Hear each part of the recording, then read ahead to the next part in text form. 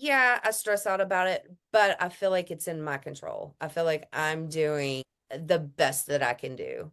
And, I'll have, I had somebody not too long ago that was like, just eat this cheese dip, cheat a little bit, and in my head, I personally don't want that mainly because which it won't, but if it were to come back, I want to know that I did every single thing that I could in my power to create the healthiest body that I could to where cancer, doesn't want to live in this body.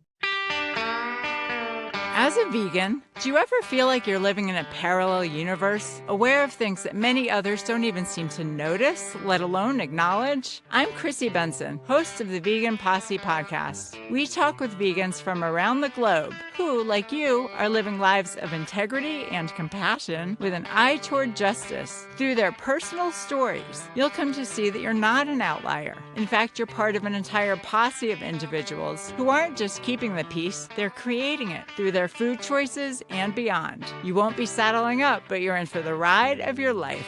Welcome to the Vegan Posse. Hey, Posse. I'm Chrissy Benson, host of the Vegan Posse podcast.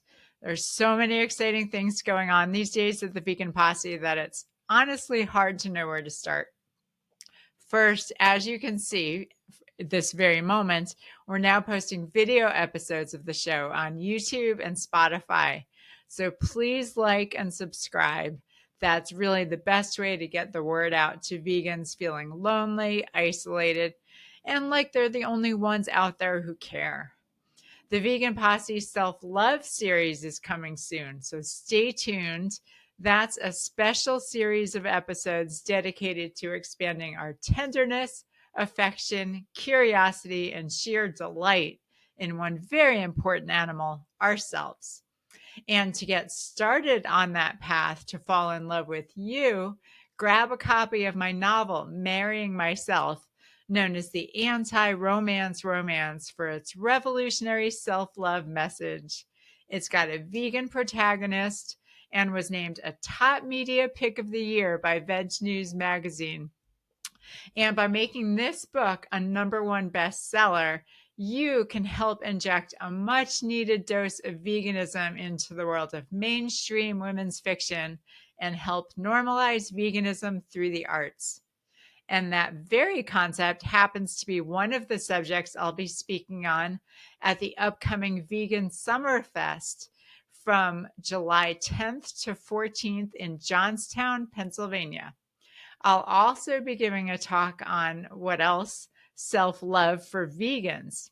Register now. Come hang out with me and other posse members in a fun, chill, family-friendly environment where being vegan is the norm.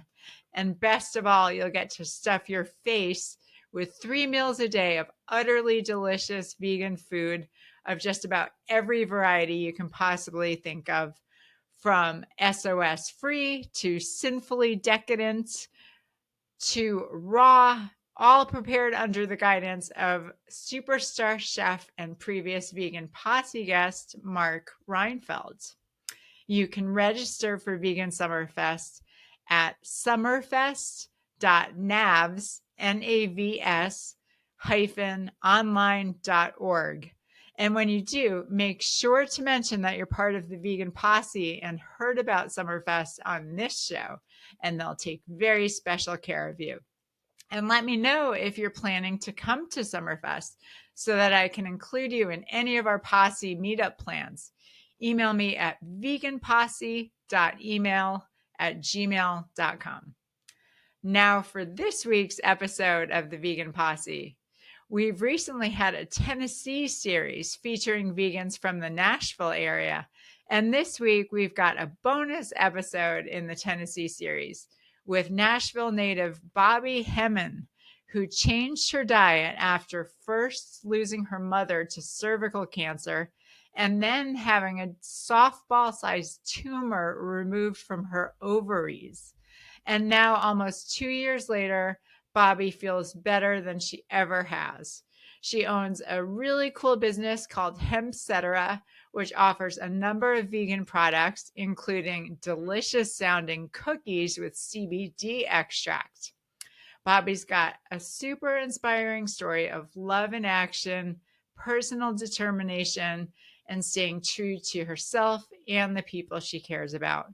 So enjoy this conversation with Bobbi Hemmen. Bobbi, welcome to the Vegan Posse. Are you ready for the ride of your life? Yes, I am. Thanks for having me. Great. So, on the Vegan Posse, I've interviewed vegans from Germany, Poland, South Africa, England, Canada, Australia, and all over the world. And I love doing that. But just as awesome is the fact that some of the most amazing vegans I've met live right here in my neck of the woods in Nashville, Tennessee. And in fact, we're just wrapping up a special Tennessee series, which I'm thrilled to extend for one more week to highlight your fabulous story. So Awesome. you're a Nashville native. Is it true that you grew up in the same house your dad grew up in? I didn't grow up here. I inherited this house. My grandfather built this house in 1941. Oh, And wow. Okay. yeah, he built it for my grandmother. And they lived here, early on. And then when my dad came along, he was adopted. When he came along, he lived here. And then my grandmother rented it out, moved somewhere else. And then I inherited it about 15 years ago. Wow. Okay. So you've been there 15 years. All right. Yeah. And where were you born and raised? I was thinking you were a Nashville native. Where did you Yeah. grow Oh, up? absolutely. Oh, I am. I grew Oh, up just in not in the same house. Got it. right. Yeah. I grew up in Donaldson area. Oh, okay. Yeah. Yeah. Um, and so yeah, how and why did you go vegan? 2 years ago was diagnosed with ovarian cancer, and I had been my mom's caretaker for 4 months, and she had cervical cancer, and just kind of went to doctor's appointments with her and kind of saw how what I felt the treatment was affecting her. And 4 months after she passed, I was diagnosed. And Oh, wow. That's like yeah, one thing after another. How yeah. long was she sick and how old was she when she died? I think she was 66. Oh, so And young. Oh, very wow. young. Yeah. Um, and she was diagnosed a couple years before she passed, but then got healthy, and then just kind of had a reoccurrence, and it just hit her hard after that. And Ugh. so yeah, When you then say she got healthy, what do you mean? Like she go through all the treatments and all that she went through the great treatments, stuff? and yeah, was seemed to have been in remission. And then when it came back, it just came back harder, and then just kept getting, difficult issues after that, one thing after another. And so Wow. then I became her primary caretaker. And just from experiencing firsthand, some of the things that were kind of seemed like a side effect from the treatment. The very first thing when I heard I was diagnosed, I was like, can I do this without chemotherapy, without treatment of any kind? Hmm. So that So kind of sent. just a couple of questions. How long was she okay after that first diagnosis from to when she got sick again? I mean, she was really doing pretty good up until about 6 months before she passed. I don't know. It's still So kind of she had like a fresh for few good me, and years. we Like were was very I'm just trying to understand, was it like 1 year or 10 years, that she had of feeling good? like 6 months. Like she was Oh, in wow. So, 2019. She was feeling better about 6 months before she just kind of wow. went downhill. So yeah, she was only sick Wow. for a couple years, and when she first got diagnosed, she didn't even really seem that sick. Wow. Yeah, that's the thing. I mean, I'm sure you know this all too well, but what I've learned about a lot of the cancer treatments is that, sometimes people supposedly go into remission, but in general, they often don't extend lifespan whatsoever. So, they claim that, oh, it worked because, there was remission when the cancer was supposedly gone, but then people don't live any longer in many cases. So that sounds really hard. Wow. And what about your dad? Was he still in the picture when all this was going on? My parents have been divorced ever since I was about 5. But my stepdad was taking care of her. Um, I wasn't expecting this emotional of a podcast. My stepdad was taking care of her until he suddenly passed away 4 months before her, which was why I was her caretaker. So Oh, wow. she had him throughout the first couple years of her um going through all of the treatments and stuff. And when he Wow. passed away, I just immediately moved in and took you know, can't say took his Yeah. place, but yeah, um Right, jumped right. You up with stepped her. into So that, yeah, yeah. really necessary role. And do you have brothers and sisters? I do. I have 4, I call them bonus siblings. They're my St. Louis siblings. They live in St. Louis, which is where my stepdad was from, my bonus dad. Uh-huh. Um, is from St. Louis. And so I have 4 siblings there, which in total, my mom and stepdad had 9 grandchildren. So, and then I also have a brother with my mom, and I have 2 step siblings on my dad's side. So I'm Okay, in yeah. family, but I'm an only child with my mom and my dad. Got it. Got it. Okay. Okay. So that you really felt the weight of that responsibility to step in when she was, Well, not only that, I wouldn't have had it any other way. Like yeah. we has Yeah. been my best friend my entire life. And so, Mm, mm. yeah. And how did you, so going back like to when you were a kid growing up, with your mom, what what was your eating like and what were your food habits like? Did you guys think much about health or about the animals in our food system? You know, the animals no, did not really wasn't a factor growing up. We ate out a lot. We were always eating, Chinese or steakhouses. Like we went to a steakhouse all the time, and or got takeout often. My mom wasn't that big of a cook. Uh-huh. Um, so when she did cook, it was a big old pot of ground beef with beans and tomatoes, just whatever she could throw into the pot kind of thing. And Yeah. so there wasn't much attention to it until Mhm. about my mom was always dieting what she thought was the right diet to follow. Yeah. Uh, Yeah. and I can remember being 15 or 16, probably younger, because I was a chubby kid, doing Weight Watchers with her. So Weight Watchers was a huge part of our growing up. My mom was, constantly trying to find something to, and she wasn't a big woman at all, just, as all women are, always wanting to lose weight. So it Right. was And Weight a new, Watchers at least is one of the more sensible programs. I right. did my time in Weight Watchers at one point. It teaches you how to eat real food. Um, And it encourages vegetables because I remember I really do credit Weight Watchers in many ways for upping my vegetable intake because vegetables are free in Weight yeah, Watchers. So exactly. I got in the habit of eating lots and lots of veggies. So yeah. Absolutely. I do remember she did do Nutrisystems, which Oh, is okay. out of the box, so Yeah. Yeah. I didn't really experience that much because I was going off to college at that time, but Uh-huh. just definitely seemed like a better choice than Nutrisystem. And then on my Right. dad's side, it was a lot of steak and my grandmother, cooking fried corn and fried chicken, and Fried so corn. I've never heard of yeah. fried corn. What's Oh, that?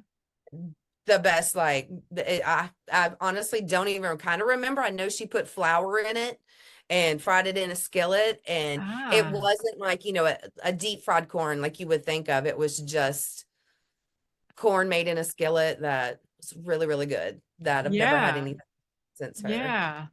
So I you do were, remember go ahead.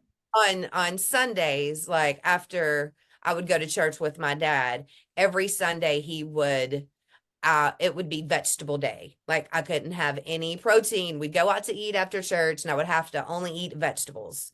So of This course, was because of the Weight Watchers program, or this was a no, rule of your it- dad's? Why was this? I don't know. My dad's a very conservative religious man, and I think that he just So it kind was a of like, religious practice? I don't know Oh, if of it's not really eating that meat on much. Sundays? I think so, yeah. Oh, Let's just interesting. find a Yeah. day to focus on to maybe not eat meat.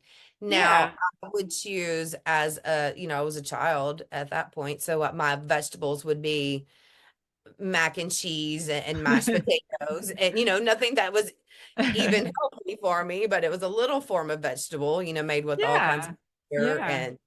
and all kinds of other things. So Yeah. that really is how I ate growing up until I went to college, then still continue to have bad eating habits. So Right.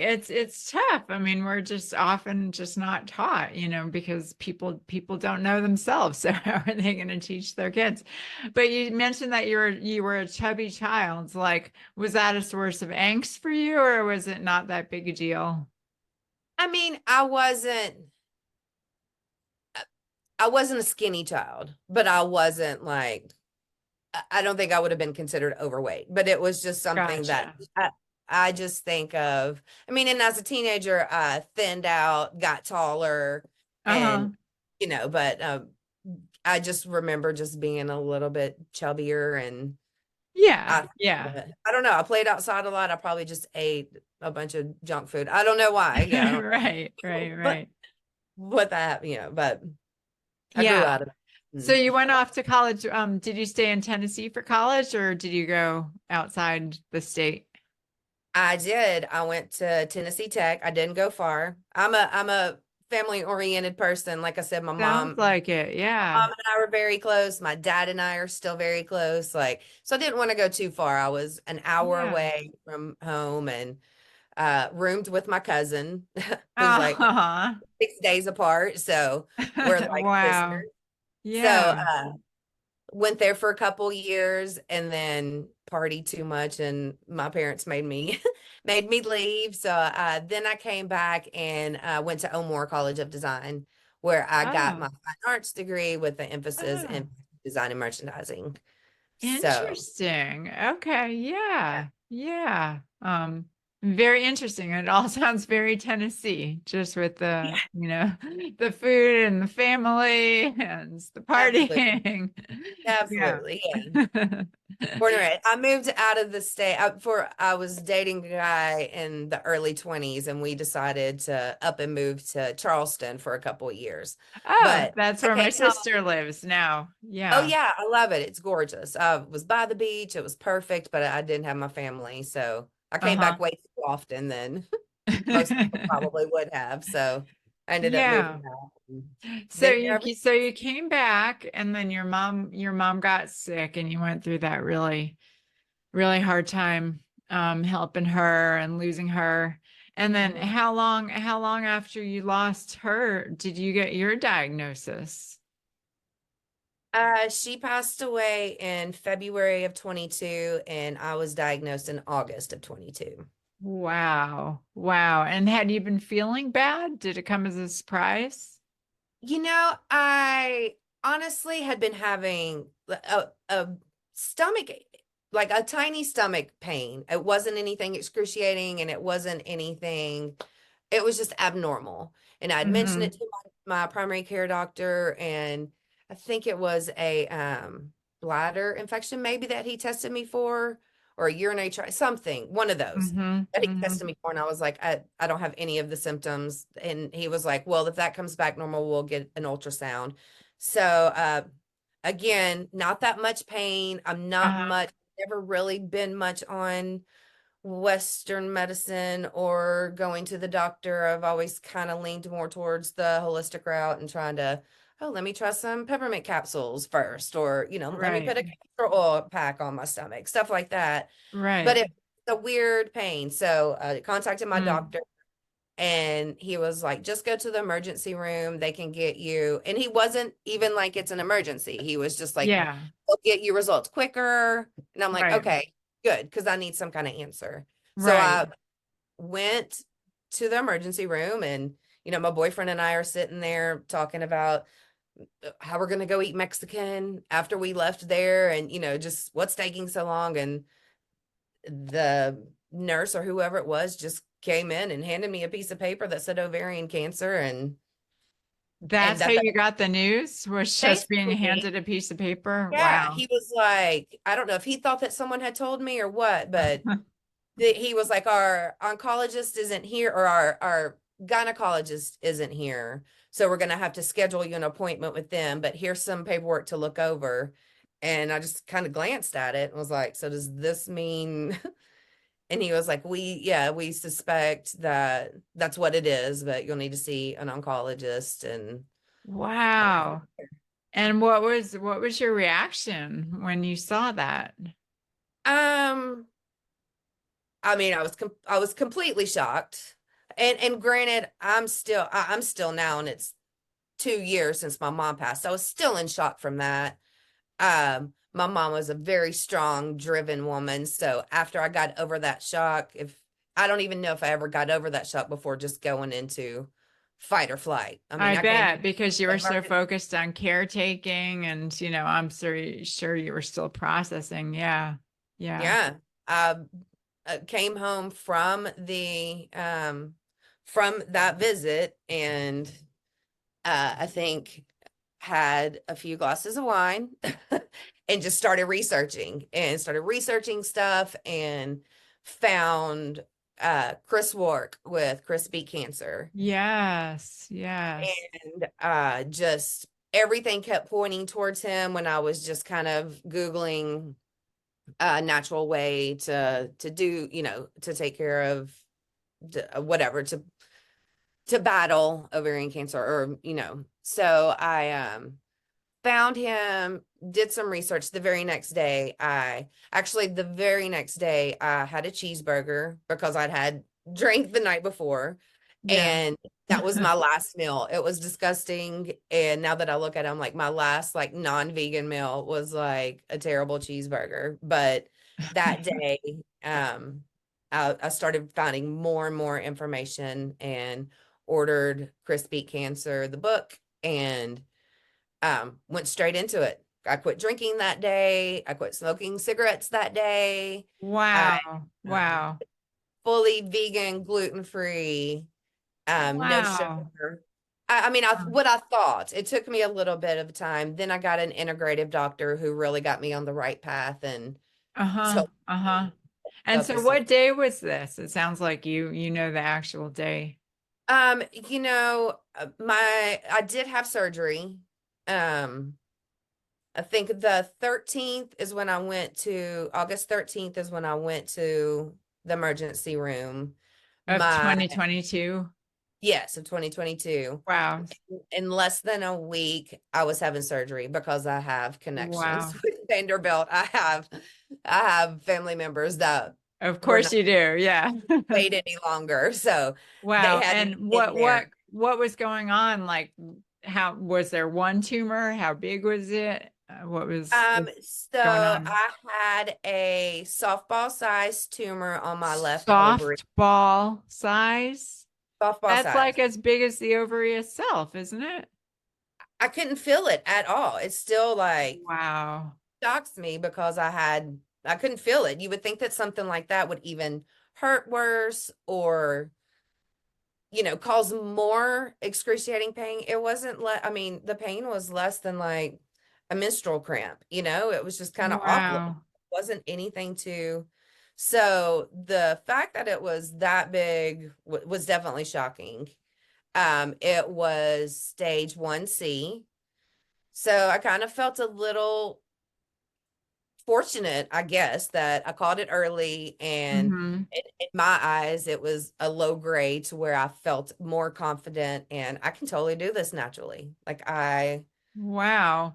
And did read, you discuss what options did the doctors give you? I assume someone finally talked to you rather than just handing you pieces of paper. yeah. So when I went for, so I went to I had got an appointment with the best oncologist at Vanderbilt. He is amazing. I absolutely adore him. He is so supportive and just a fantastic doctor. And Did he know anything about nutrition and lifestyle approaches to these issues? not that I mean, I had mentioned a little bit ahead of he knew going into it before surgery that I was pretty adamant about not wanting to do, because he had mentioned, he was like, here's what we're going to do. We're going to go in there. Once we get in there, we'll kind of know a little bit, more. But with most of these cases, we do 6 rounds of chemo. So he told me this ahead of time. It was like, we do that. So I guess there was a couple days before my actual surgery, for my visit to the surgery. And I just really, I mean, I became obsessed with researching and just pulling all of this information from all kinds of different, like, reputable, science-based information that gave Yeah. me the strength and knowledge to be able to go in there and tell him that I was not going to do chemo, and Yeah. was terrified that he wasn't going to treat me. He still not treat me, but see me. I still every three Mm-hmm. months go see him and get my CA 125 tested. Mm-hmm. I have that they've been in the regular low numbers since then. Amazing. Yeah. Yes, So I I'm am. curious, what do you think it was that made you so determined and so convinced that a lifestyle approach would work? Do you have any sense of what it was? Was it seeing your mom go through chemo and all those treatments that didn't work that I think inspired you I'm to take a different route? sure. I think a huge percentage of it did come from that. And I was always just, after seeing her, she looked healthy, and then she'd have these treatments or radiation, and then it would, like, take her down the entire day. Or, I just felt, and then after reading, I would see, how much poison they're putting poison in your body, and everything's different for everyone else. I have a best friend who she had the chemo. I'm not, I don't try to force these opinions. I try to educate and Yeah. tell people, but because when I say I went hardcore and kind of obsessed about learning, because I mean, it was a decision. I had my family who is in the health industry who was like, why would you, possibly, like, not do what the doctor said? Why would you aren't you terrified of, not doing chemo? Or, my dad was like, there's no way you're not doing chemo. I'm 48 years old, and dad was like, absolutely not. You're doing, and I'm like, I took a lot of convincing to make him comfortable, because I would just Mm-hmm. send him all of this Mm-hmm. proof. And Mm-hmm. um so I think it was a lot, it was a lot of just me learning that, I mean, it's poison. It's killing off the cells, but also the good cells that you have. It's Right. making there's all of the side effects that it has. Right. It's really concerned about my hair, but, losing your hair. And I mean, I was ready to shave my head when my mom got sick. I mean, my Mm. hair is, like, very long, and I actually cut 14 inches off of it when she was sick, and this is how fast it grows. But, like, Wow. Nice. she she was adamant about not wanting me, because she didn't want to look at me and it be a reminder of her losing Ah. her hair. Ah. But she wanted me to have short hair, so she was like, but you can cut it really short. And I was like, okay. I honestly probably would have much rather shaved it because of the short hair. That's a challenge. But I forgot Very what interesting. Yeah. I mean, it's interesting to me that, you're very complimentary of your doctor, and he does sound like he was supportive, and, he was kind. But it sounds, based on what you've described, it sounds like you were the one actually bringing in the information. yeah. It doesn't really sound like he was providing you much in the way of helpful information. He was basically like, here's what we suggest for all patients. I highly suggest you do it. It's obviously your opinion. He was very strong about it for, a week or so afterwards. We really need you to make a decision. And I'm like, I don't think I'm going to do it, and Hmm. but I wanted to keep him because he is the best oncologist at Vanderbilt. I wanted to keep him and make sure that I could still get the test and, Yeah. just have someone. I have an integrative doctor, but it's also Yeah. You expensive. don't want to cut all ties Yeah, with I'm a your small business connection. owner, so to pay, that much for an Yeah. the And my again, it's just interesting to me, and just really kind of a reflection of our medical care system, that this best oncologist in his field, which I have no doubt you're right that he is, and yet he didn't know about any of this lifestyle stuff. Did he express any interest in what you had learned or what you were learning? No, it was almost just kind of like, and I didn't push it. I also didn't want to, to tell him, here's what I'm doing. It's just kind of the elephant in the room, I guess, kind of thing. Like Interesting. he Yeah. will just say, just keep doing what you're doing. I never told him Right. that I was seeing an integrative doctor, which I mean, I have an entire protocol that, I was taking 30 supplements a day. I was drinking, there's soursop tea, which is also like a cancer preventing tea that I was drinking that every day. I was drinking a quart of carrot juice a day, which is also what Wow.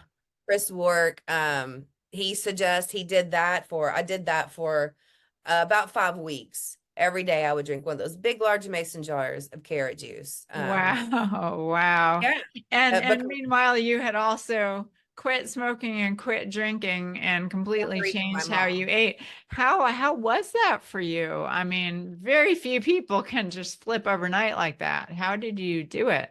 Determined. There are no words to describe my mom, healthy or sick. Growing up, my mom, my Wonder Woman, very, very, she was high up in her business. She was like a very well respected woman who was determined, who got things done, who no was not an answer, but she was very nurturing. Just kind of, she gave me the tools to, if my gut is telling me something, to just go with it. And I went into, I can do this. Also, I was just pissed off. I was pissed off I lost my mom. I was it was not going to get me sick. I was determined. I mean, Yeah, sounds like I it. went plant-based overnight, and I was eating raw and nothing processed for about a year and a half. I ate nothing processed. It was all nuts, seeds, fruits, vegetables, and Wow. Wow. um And does it make you sad that you discovered this information, too late for any of it to help your mom? Absolutely. I mean, she was on the right track. Like she was fasting. Like there was something intermittent fasting is, supposed to be really good for cancer. She was doing that. She had already started changing over her products to, her soaps and her dish soaps and her shampoo to sulfate free and to safer household items. So she had already started doing that. She was on the right track, but um I just think she didn't know. My honestly, which is probably a whole other podcast, but my biggest regret with her is not discovering RSO quicker, which is Rick Simpson oil. So, What is, I'm not familiar with that. What is that? it is, and this has nothing to do with me, maybe a little bit with me being in the cannabis industry, because I do own a CBD baked goods business, but there is some proof behind cannabis helping with cancer patients as far as like the pain and um some people are saying that it's shrinking their tumors and helping with their pain and just stuff like that. And Right. so And she was in a lot of pain, it that's my sounds biggest like. regret. Yeah. Yeah. Yeah. um Interesting. because I Yeah. just think it's a very powerful plant, and I would have Okay. liked to use that. But other than that, no regrets with her. Like, I was her person for 4 months and got to do some very intimate moments with her that she didn't want anyone else to do. So it's unfortunate, but I was not going to let, I got too much stuff to do. I was not going to let it take me away if it were my Mm. choice, which means Right. be hardcore about it. So Yeah. determination is what, I mean, still to this day, like, people are like, I don't know how you're doing it. Now I go to, my boyfriend's in the music industry, and I go to a bar 3 or 4 nights a week, don't drink. I bring my snacks, like it's a different lifestyle you Yeah. learn with. And Right. also I feel so much better. So I Yeah. Yeah. was I so think happy about that's the key. You get a taste of what it's like to feel that way, and you just don't want to let it go. it. Yeah. Yeah, I mean, that's the magic elixir that kind of keeps the motivation going. right. I tell people, a lot of people are like, how are you feeling? Because of the diagnosis or whatever. And I'm like, I got, Right. They treat you like a victim, like a yeah, recovering sickly exactly. person. And you're like, I'm good. And I'm better than you. my response is, I got cancer and I feel better than I have felt my entire life, Yeah. because I Yeah. do have, because I changed my lifestyle. And that's what Right. Right. changed my So lifestyle. how long did it take you to start feeling better? You had that surgery, and what was your recovery time? And when did you start feeling just really more secure in your health and just like, wow, this actually worked? Almost immediately, to be honest. Wow. I Yeah. mean, Yeah. my recovery was, I don't know, pretty quickly according to them. I mean, it was tough. Yeah, it was very painful. They slit me open and took out a bunch of stuff. Ooh. They took out my cervix, ovaries, uterus, 10 lymph nodes, a fat pad, which we have. So they took out a Wow. bunch of stuff, and Wow. to throw into everything else, I immediately went into menopause, which I was not expecting. I don't know why, but so I, after that bump, but still I was determined with that. I was up every single day, at least walking my yard for 30 minutes, Yeah. Yeah. so I don't know, some Yeah. some bit of determination that I didn't really have before my mom passed really jumped into me and has been going strong ever since. So Interesting. Yeah, that's incredible. And what about your boyfriend? Did your lifestyle change? Did he adopt a similar lifestyle change, or how did this um, affect him and your relationship? I mean, it definitely, he's extremely supportive. Like I said, I lived with my mom for 4 months, and he stayed here and took care of our dogs, and, manned the house and was there, whenever I needed anything. A lot of times I would just look outside and he's sitting outside for, just a hug. So extremely supportive. He still, yeah, he definitely eats less red meat. Uh, and he definitely doesn't cook it in the house. He tries to eat it away from me. But yeah, for the most part, he very supportive. But no, he hasn't gone vegan just yet. So Just working yeah, yeah, yeah. on We'll him. give him some time. Yeah. Yeah. But I'm hardcore because I am also gluten free and no sugar, and also Uh-huh. no Uh-huh. corn, no soy. So it's, I'm basically plant based. I'll do a little bit of processed vegan food here and there when I'm. Yeah. Yeah. Trader Joe's has some amazing gluten free vegan fish sticks that I Oh, interesting. really Yeah. love. Yeah. Yeah. Why no soy? I'm curious about the soy. Soy is supposedly well, it's not good for hormonal cancers. Um, I don't really remember the science behind it. I think it has something to do with the estrogen as well. I tend to think that that's a myth based on what I've read, but whatever, Integrative whatever is doctor. working, whatever is. I listen to my Yeah. integrative doctor. He says that Yeah. which is unfortunate, I can't have tofu, but he's also very big on no processed meat. I can't have corn, and I think the primary reason behind corn is that it's so genetically modified that it's just not Right. good for Soy is me. often very genetically modified. Yeah, that's definitely corn and soy are definitely the products that I make sure to get organic. Hmm. Because yeah, that makes sense. Um, so shifting gears a little bit, tell me a little bit about your professional life and what was going on with your businesses while all of this was happening. Well, so I started this business in 2020. I was Hemcetera. Okay. Hempcetera. Okay. Uh-huh. Which is such a great name. How did you come to start it? What was your interest in hemp? To be honest, so I was in the fashion industry for 20 years. COVID kind of like, I wasn't sure that I was gonna be able to be brought back to my position.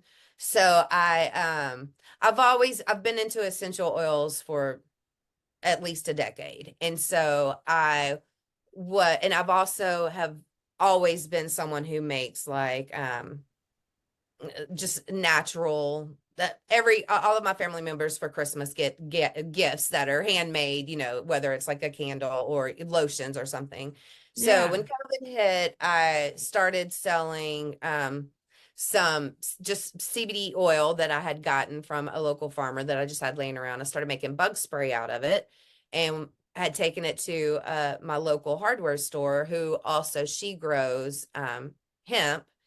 And she gave me the idea. She was like, "What you think you can do something with this?" And it was the flower. It was straight up hemp flower. Uh-huh. Um, and so I was like, I don't know, I can, look into it. So I started making hemp CBD cookies. And this And was this before your mom and your health, yeah, yeah, this was in trauma? Okay. 2020.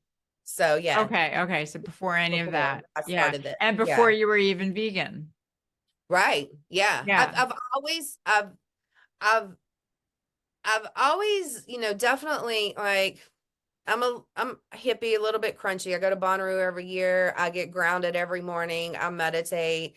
I think I've done all of the things except for really focus on the animals, that I just really ignored the fact of how badly treated that they are and I shouldn't support it, kind of thing. I mean, that's not my primary reason for going vegan, but it definitely is, always in the back of my mind that, I am a huge animal lover. And so that's It is just funny how we can shut it out. Yeah, even people who think about lots of different aspects of what we're putting in our bodies or on our bodies. Yeah, often that's a piece that people just don't want to look at. I'm sure it's because everything in our society is encouraging us not to look at that and not to be aware of that whole parallel universe of suffering that's happening in the factory farms and even the smaller farms. Yeah. Um, it's but yeah, if that's you don't pay interesting. attention, Yeah. it's like one side outside. When did you start kind of thinking a little more about the animals? Like, did you watch any videos or did you see any Oh of the yeah. movies? I've seen them all, Forks You Over have, Night.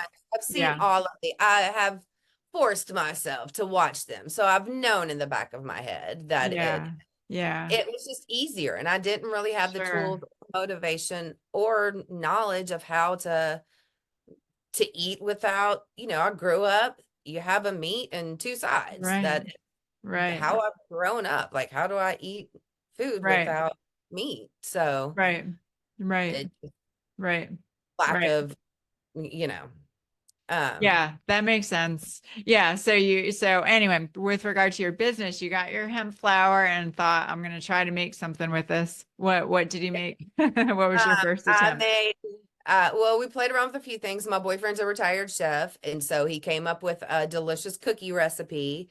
So I started making cookies and put it out on my Facebook.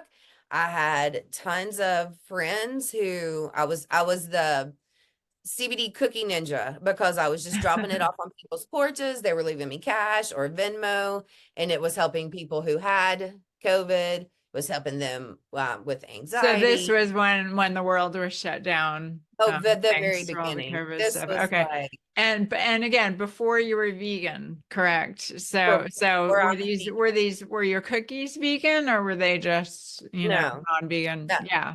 my cookies, yeah, they have uh they're regular cookies. Yeah. With, the flour and the sugar, I mean, the sugar and well, I guess that's not vegan, but with egg and milk Uh-huh. powder. Uh-huh. Uh-huh. Um, but I mean, now that has changed since I am vegan, but Yeah, yeah. So now that it sounds like those so they had CBD in them. What was the like what was the kind of focus? Was it were they meant to be tasty or were they meant to be kind of mood altering? Like what was so, your focus? well, I've been using CBD also for years, alongside of all kinds of other essential oils. And Yeah. I mean, CBD is naturally, it is relaxing. It helps with inflammation, all kinds of back and joint pain. Like it's just a really good and natural plant that can really just help with a lot of things that, ibuprofen can, or you know what I mean? Like Yeah. it Yeah. Yeah. helps people. And so I thought that once I posted, once I posted about it and saw the response and everybody was just loving it, and it was kind of keeping me busy, Yeah. dropping cookies off. And then fast forward to I then switched to a CBD extract, which is not like the flour. You could really taste it in the cookies. So then I moved over to an extract that you can't taste it in the cookies, which is what I'm using now. Oh, I Um, see. is also locally grown, Uh-huh. but I just use a concentrated form. Um, but yeah, so now I offer vegan cookies. I also have a line of nut butters, which I have peanut butter and cashew butter, and I also have a Suntella, which is a healthier version of Nutella made with sunflower seeds, and um, Oh. it is delicious. That sounds amazing. Yeah. I Where have do you prepare all of this? Do you rent a commercial kitchen space or where do you do it? I do it right here in my home. So there's Nice. a cottage kitchen law, Freedom Act law as well that says that, selling at, I don't, I did have a commercial kitchen for a while, but it wasn't worth it, me It wasn't going there. worth it. Yeah. Yeah. I can knock out a bunch of cookies here and still, get other things done in between, Right. while they're baking. Right. Makes more So sense. then so then when you got sick, how did that affect, your business plans and your trajectory? Well, luckily enough, most of my customers are repeat customers because Hmm. they need it for sleep. They need, the cookies for they've just gotten used to getting the great sleep or the pain relief from it. So I Yeah. have, even like when my mom was sick, I still had those good core customers that would order 5 dozen cookies at a time to keep Wow. in the freezer to like keep them stocked up. So I had those customers that kind of kept me afloat while I was not doing any farmers markets while my mom was sick. And obvious I wasn't doing anything while I was sick. So it kept me um going through that. And they were Yeah. very understandable and, worked around my schedule and would give me plenty Yeah. of heads up. And my boyfriend would bake them, or my brother would come over and sit with my mom while I would run over there. And so, I Right. mean, worked it Right. out. Yeah, Um, it sounds like you got your retired chef of a boyfriend out of retirement. Basically, yeah. Yeah, he helped a whole lot. Yeah. Um, but yeah, luckily my business didn't, it didn't hurt my business. Like I said, so many customers are repeat customers that we got to know each other and they knew what was going on with my mom. They knew she was sick, the farmers markets before Uh-huh. um, the season kind of ended, and then I was her caretaker. So they totally understood and Mm. worked on my schedule and supported me. And then when I Yeah. was back, they just showed up. So That's beautiful. And then when you went plant-based, how long did it take for you to convert all your products to plant-based, or did you? I haven't converted all of them. Okay. I do offer vegan cookies gluten-free cookies and sugar-free cookies, which I Uh-huh. kind of had in the past. Um, it's, they still don't sell as well as the regular ones, but it's an option for everyone. So, and Uh-huh. the nut butters, the Suntella I eat every single night, just like a tablespoon in a blender with a frozen banana makes the best like chocolate ice cream you've ever had. So Oh, wow. I definitely have I offer that for sure. I had my cookies in the Beehive restaurant, which is in Nashville. It's a vegan restaurant in Nashville. Yeah. I also have them in another restaurant that's not vegan. So Uh-huh. fortunately, my vegan, gluten-free and sugar-free cookies just don't do as well. And I just don't think that I would be as profitable if I went completely vegan with my Mm-hmm. cookies. It's Mm-hmm. unfortunate. Um, I advertise it and make sure that people know, that I have vegan options. But Yeah, I'm sure that's a challenge as a business owner, just weighing like, okay, what's realistic, what's preferable. I did have another guest on the show who's a professional cookie entrepreneur, Ray Ortega. I don't know if you're familiar with yeah, him. name's He's known familiar. as the Mad Cookie Man, and all of his products are vegan. But yeah, it's interesting because again, I've had other chefs on the show as well, and just I've heard them, yeah, wrestling with that decision. Like, okay, what is this going to be like if we shift to entirely vegan, and how much do we emphasize that we're doing it? We could just not draw attention to it, and chances are, in many cases, people never even notice.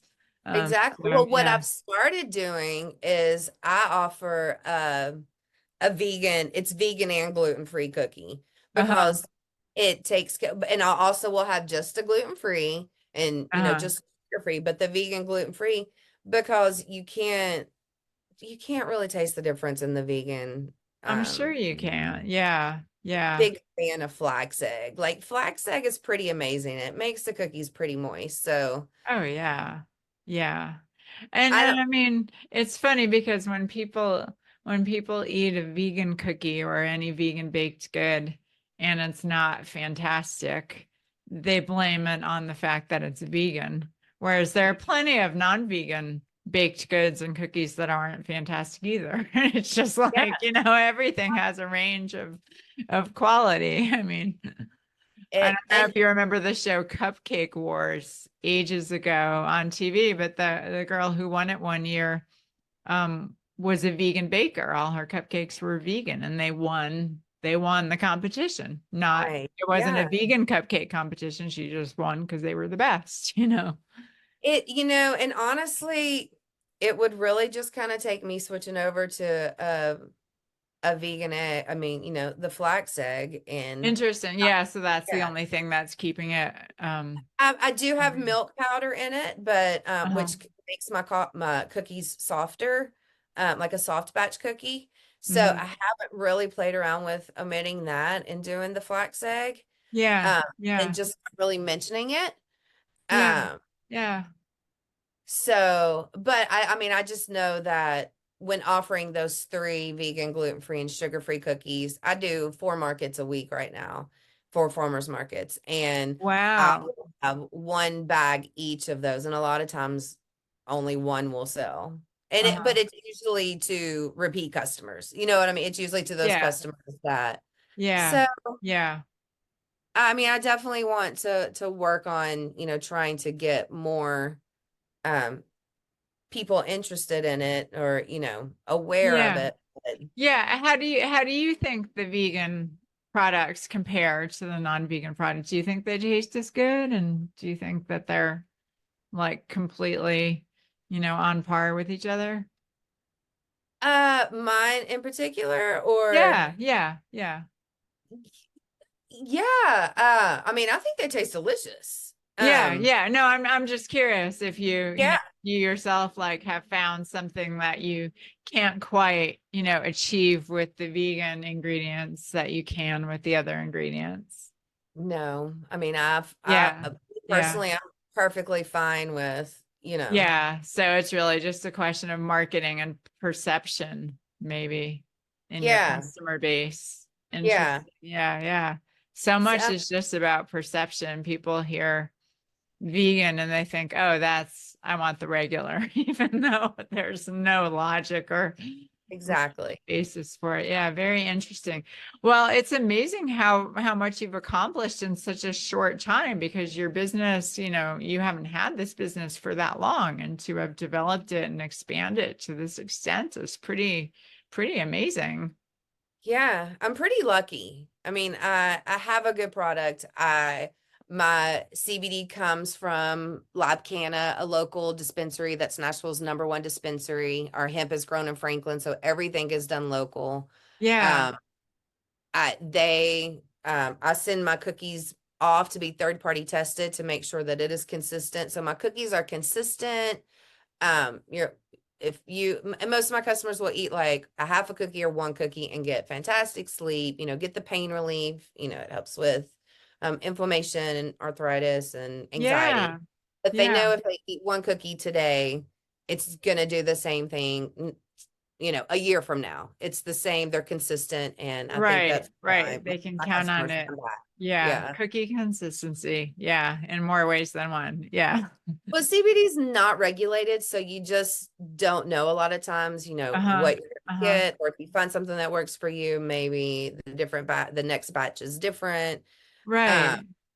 so I mean, it really does make a difference to take the guesswork out of, it's totally different than a CBD oil or tincture that you have to use the dropper and kind of guess, about Yeah. how many milligrams that you're getting, not get too much or, a little Right, that's right. That makes sense because crops are different every year. Weather conditions change. I mean, so much is outside of the realm of predictability. yeah. So what about getting back to you? Like, how are you feeling these days? How are you doing? And how has your perception of health in your body, evolved in these years since you made this dramatic recovery? Um, I feel fantastic. You I look fantastic. Yeah, oh, you look just, like very vibrant and alive and just, yeah, thank you. just kind of I'm, brimming I'm over with pushing 50. vitality. Yeah. I just turned 48, so that's kind of Oh, like really? I'm When is your almost 50. birthday? May 23rd. Wow. Well, So, yeah. happy belated birthday. Wow, that's beautiful. Yeah. Um, I'm just I've always kind of been a little adventurous and young at heart and kind of, I don't have any children. I've always had a bunch of dogs and um but I mean now I just have so much more energy. I lost weight. I lost 40 pounds after my surgery, Wow. 40 changing my pounds. That's diet. significant. Yeah. Yeah. Um, but then I've gained back like 10 pounds, and I know it has to be from like the processed food that I've started like kind of incorporating. You have a cookie company. I mean, I do, but I can't eat any. I don't any. I eat the Suntella, but it's not fattening. So the Suntella is what I eat. I don't really eat the cookies anymore, but Uh-huh. Uh-huh. I That's don't, fun. I again am vegan, gluten free, and no sugar. So all of those ingredients are pretty expensive to put into a cookie. Um, Yes. Yes. Yeah. so if I don't have a market for that, then Uh-huh. I don't really need to make that. And if nobody's going to sell them and then me just eat them. So Right. Right. Right. I don't eat the cookies, but most of my customers do only eat one cookie. So it's in moderation. But Yeah, I mean, that's impressive to me. I don't know that I've ever willingly eaten only one cookie. it's hard. That's just me. So I don't No, keep them in the house. Yeah. that is the main complaint that I get is that it's really hard to eat just one because what they Yeah. are delicious. You can't Yeah. taste the sweetie in them. Yeah. I just Yeah. tell people I'm like, they're not expensive. They're very affordable compared to what you can find in a dispensary. But I just kind of tell Mhm. people, look at it like this is a $2.50 cookie, which I think is what I sell my 6 packs for $15. Uh-huh. So So yeah, so I'm like, look at it like it's a $2.50 cookie, Yeah. and also maybe Yeah. just buy some store-bought cookies if you can't stop, eat, a bite in between. Do what you need to do to That's funny. That's not funny. waste it. And And yeah. how is your state of mind? Like, do you feel pretty secure in your health and in your body? Do you worry about, cancer coming back or any other thing, coming along?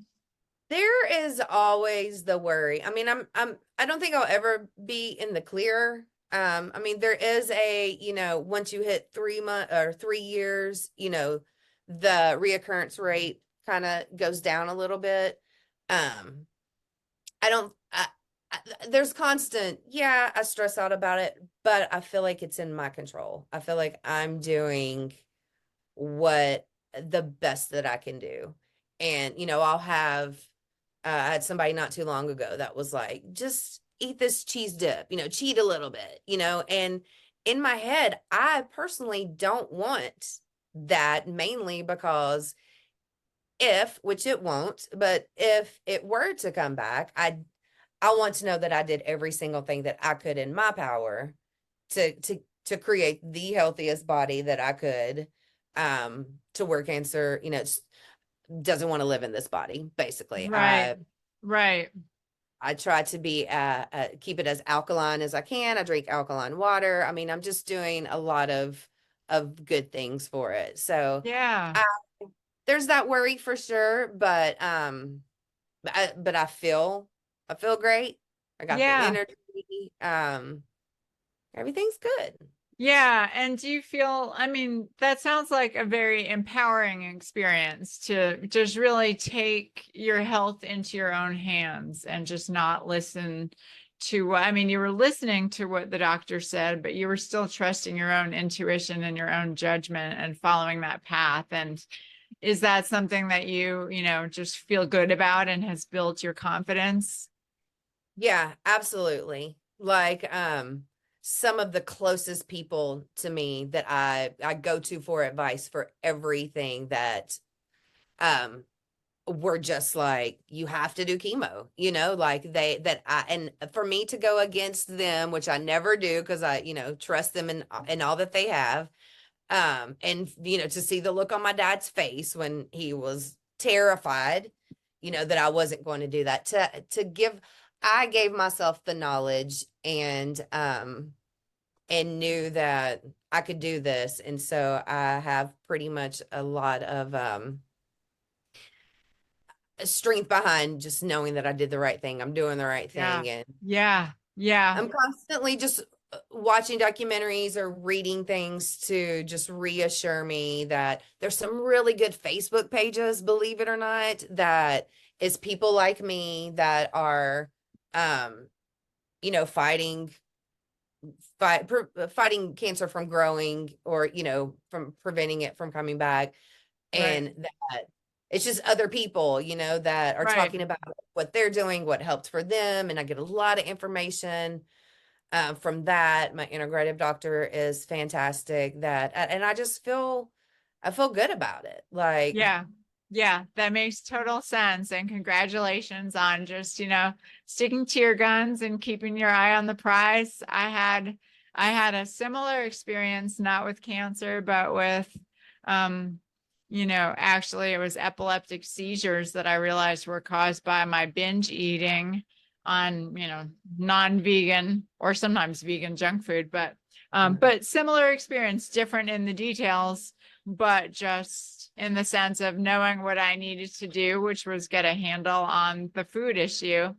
The uh-huh, doctors, even though they were well-meaning, all they wanted to do was prescribe medication and, you know, just didn't have any interest in hmm holistic approaches or lifestyle approaches. And so yeah, for me, that really was a lesson in trusting my judgment. And as as I'm not sure I've mentioned to you, but I've certainly mentioned on the show, we've got a self-love series coming up on the Vegan Posse, and just your whole journey, just to me, I keep thinking of self-love, because you clearly just cared about yourself and just were going to be there for yourself, and you knew what you needed to do, and it wasn't always easy, but you did it for yourself. You did it for your mom first, and then you did it for you, and you're still doing it. So thank you for being an example of what just, true self-love, and also just self-education and a little determination and grit where Yeah. it can all get you.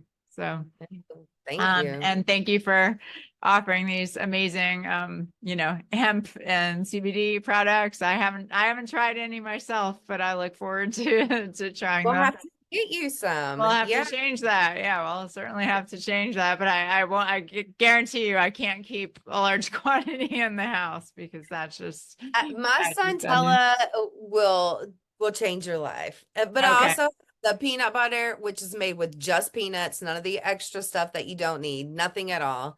The peanuts is really good. Peanut butter is really good, and the cashew butter. So I have some options that are good, protein. I think peanuts are protein. So Yeah, yeah. Actually, peanut butter is another kind of food that I typically don't keep in the house, just oh because yeah, it's because a little too good. It's a little too good. yeah. But yeah, I can work with some You know what self-limitation. I have share with my customers, and sometimes that I often do, is with the Suntella, you can kind of thin it out with some coconut oil and then add blueberries and almonds to it, then scoop that Oh, onto parchment wow. paper and put it in the freezer so you stretch it out a little bit. So you've That got like sounds very interesting. Yeah, that sounds it's fun. Yeah, I can it tell you get very creative with your ingredients.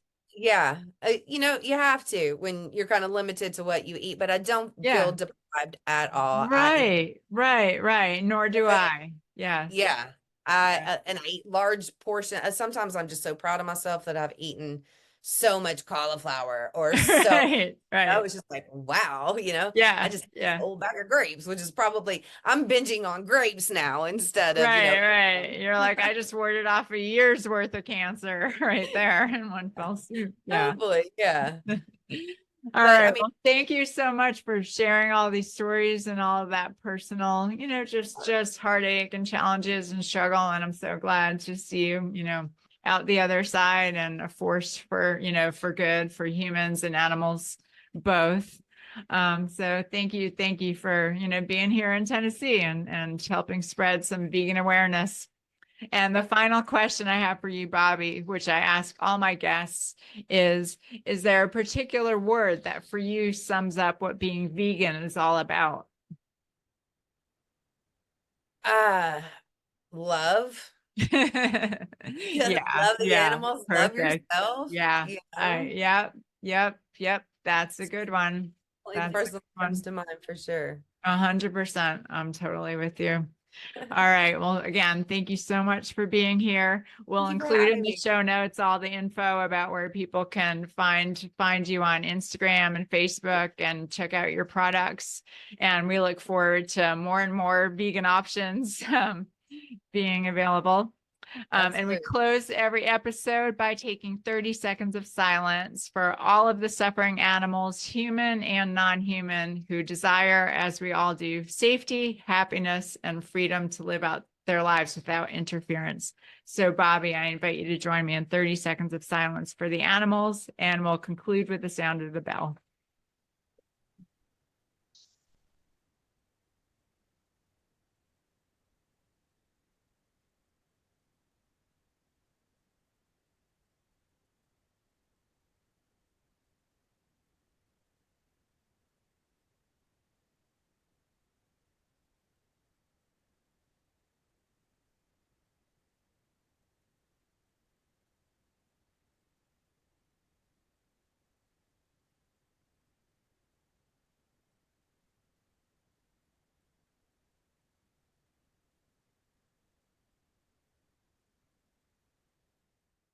Thank you, Bobbi, and thank you, Posse. See you next time. Until then, stay strong and stay true.